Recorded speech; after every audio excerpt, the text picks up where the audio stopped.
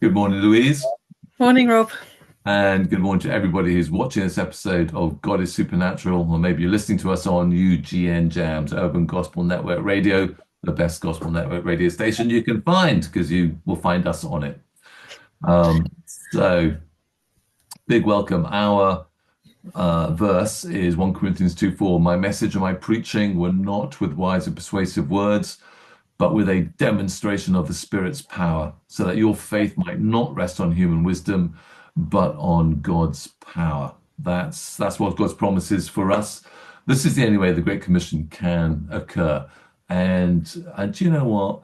Every single continent of the world except Europe is experiencing Christian revival. Were you aware of that, Louise? I wasn't. I wasn't. Just ours is not yet.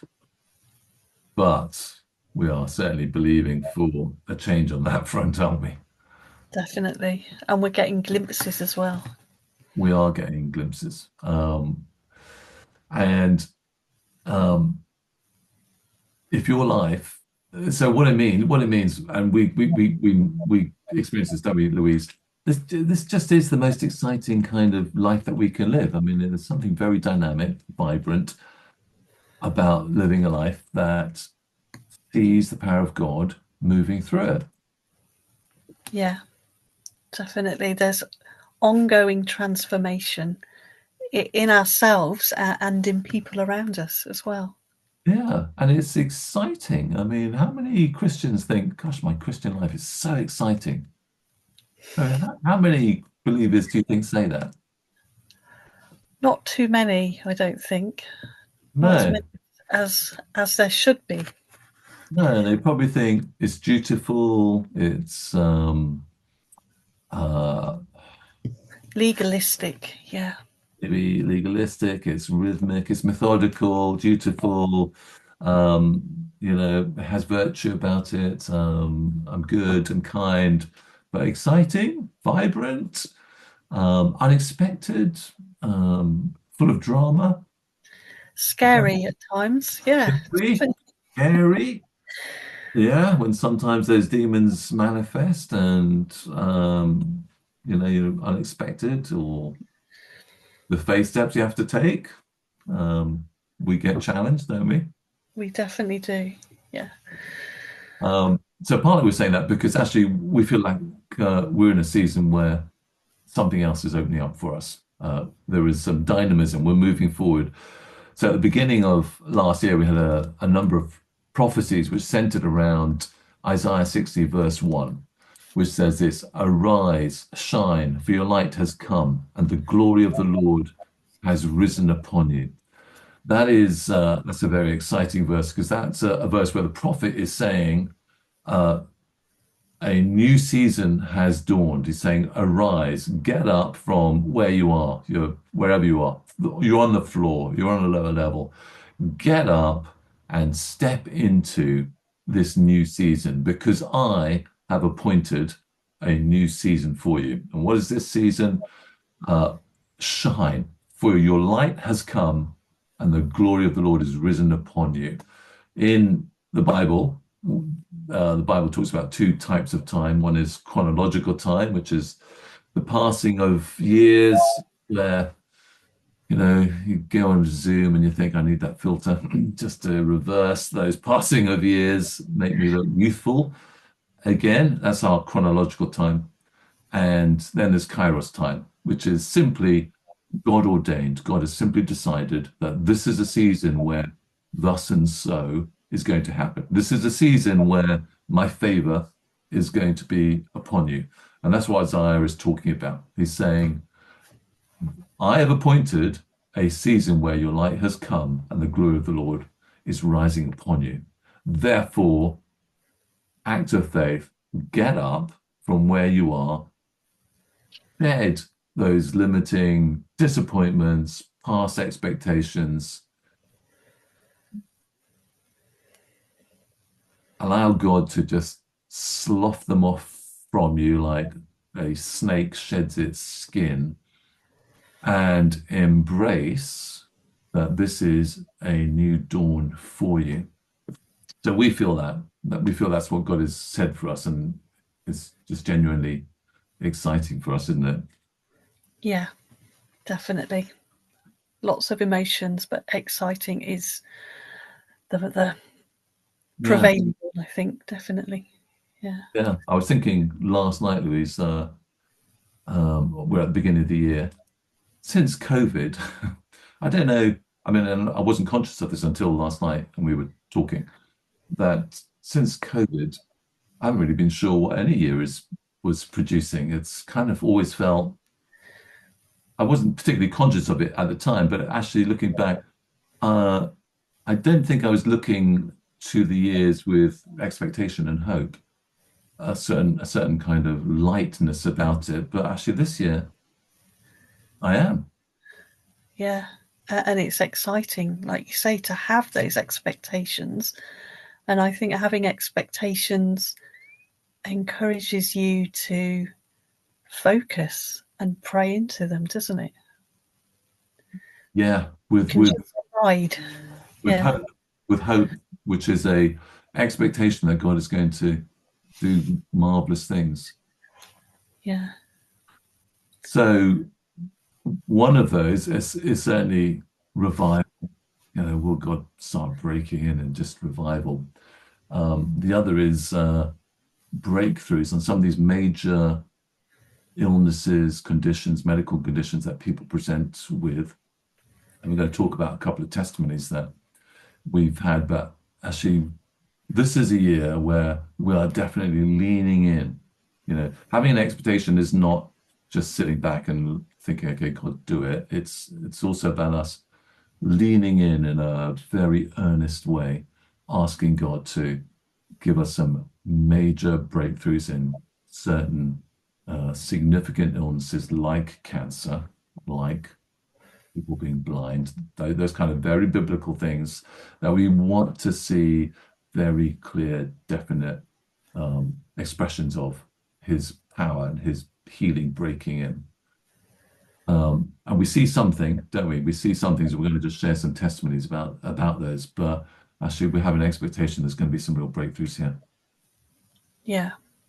And we've, like I said earlier, we have seen glimpses, haven't we, already, Yeah, which just heightens the expectation. yeah. And part of those glimpses are people are coming to us with more faith. They're just, I have this incurable disease. Can I receive prayer Yeah. for it? Which is very honoring and humbling. Yeah. Um, so we had a couple, didn't we, on our last online healing rooms. So do you want to just share about the first lady and tell us about the condition that she was suffering from?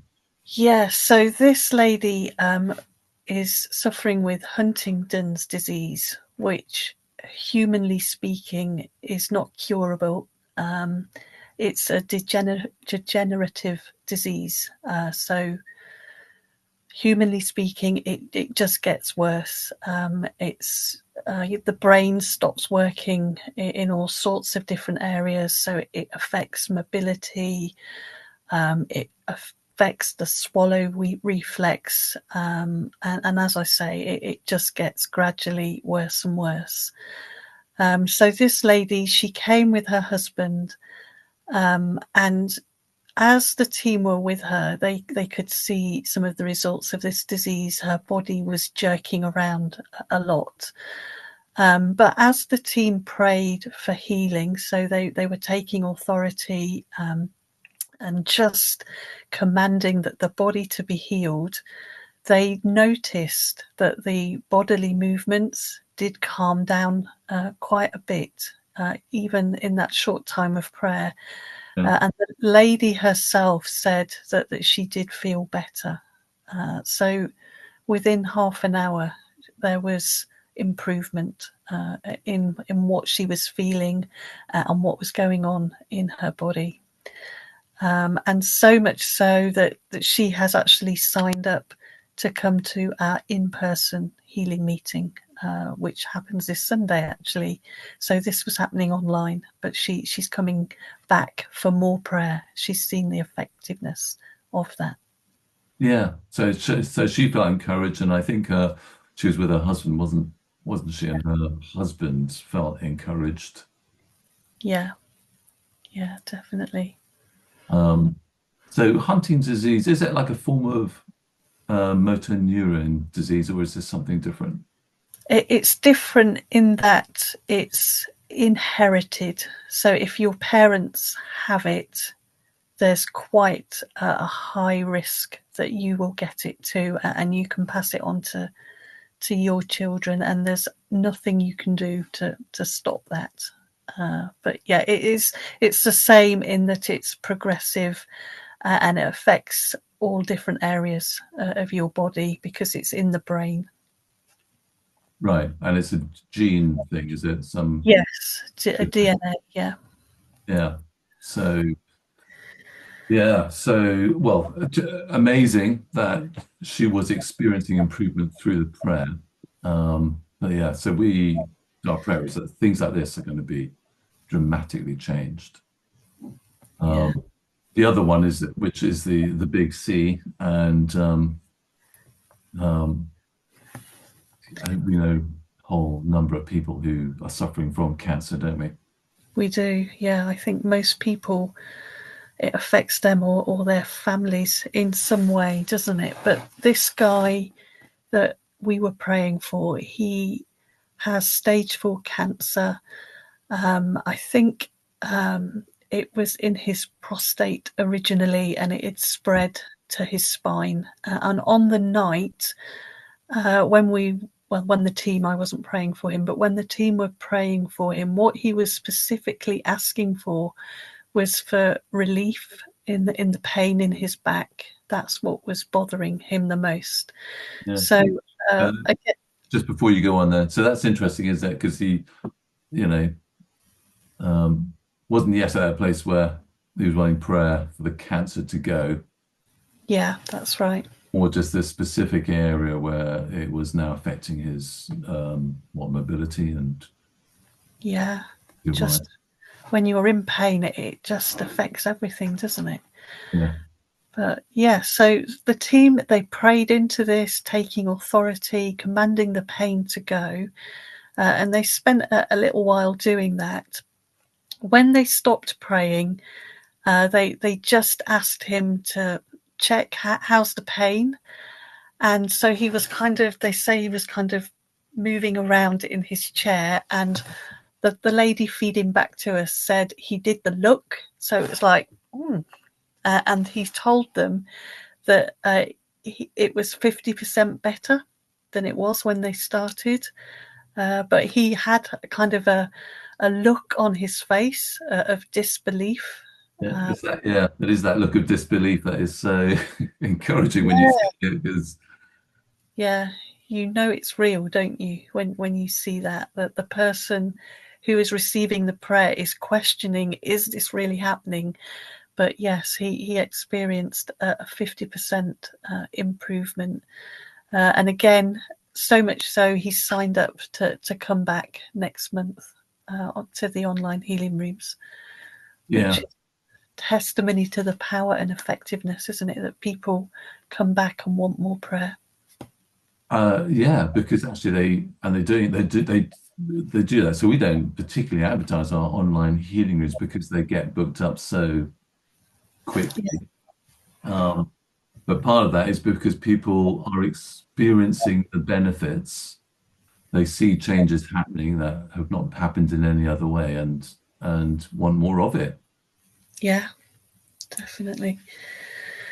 One of the other interesting bits to add on to that one is that this was the week where we have some of our trainee prayers coming on, and so we had one of our trainee ministers in that group uh, who said um, the most impacting thing for him was that look. Yes. It was you can't make it up. Something very clearly had changed in. in the pain levels in his back, and he clearly wasn't expecting it, Yeah. and probably our trainee wasn't expecting it either. No. Um, and that was just the most convincing thing for Yeah. him. Yeah. It benefits not only the person you're praying for, but the prayers as well. Really does grow your faith and just encourage you to be bolder in prayer. Yeah, yeah. And so, let's say, guys, you listening to it, we want to encourage you to step out because that dynamic of the surprise and the seeing um, is where spiritual growth actually happens. When you step out of your comfort zone, and you don't have to step far out of your comfort zone. If I was encouraging you to go to Australia and preach in the streets, you're not going to do that, are you? Um, but just stepping out on your comfort zone and pray a bold prayer for someone that you know who needs that prayer for healing.